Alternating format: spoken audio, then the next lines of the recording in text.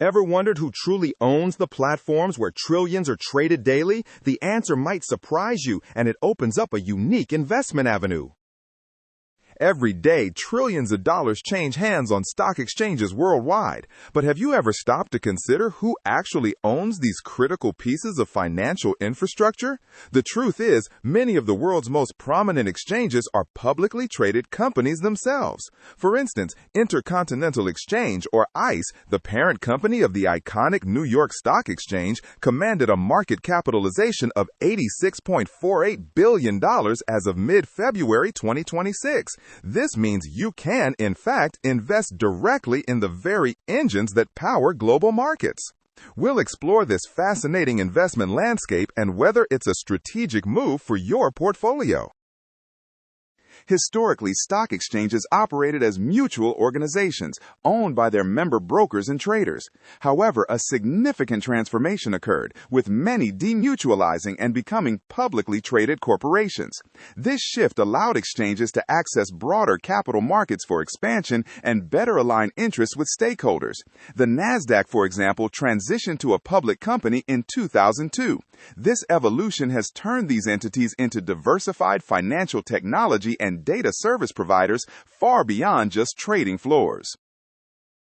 So, who actually owns these publicly traded exchange operators today? For companies like Intercontinental Exchange and Nasdaq Inc., institutional investors hold the largest stakes, representing approximately 55.90% for ICE and around 51.02% for Nasdaq. These include major asset managers like Vanguard Group and BlackRock. The London Stock Exchange Group, or LSEG, also sees significant institutional ownership, accounting for approximately 69% as of May 2025. Similarly, Deutsche Börse is primarily owned by global institutional investors and asset managers, with mutual funds and ETFs holding over 51%.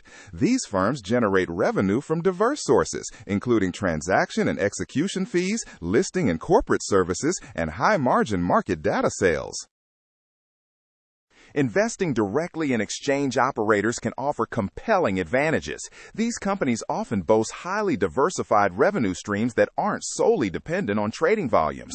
Beyond transaction fees, they profit from market data, clearing, settlement, and technology services. This provides a more stable income base. Furthermore, exchanges are essential market infrastructure, making them a foundational component of global finance. Their dominant network effects and high barriers to entry also contribute to their resilient business models. Intercontinental Exchange, for example, reported a 5% year-over-year increase in total average daily volume for November, showcasing ongoing activity.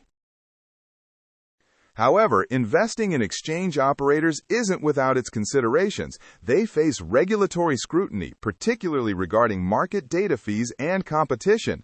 While less volatile than individual stocks, market downturns can still impact trading volumes and consequently some revenue streams.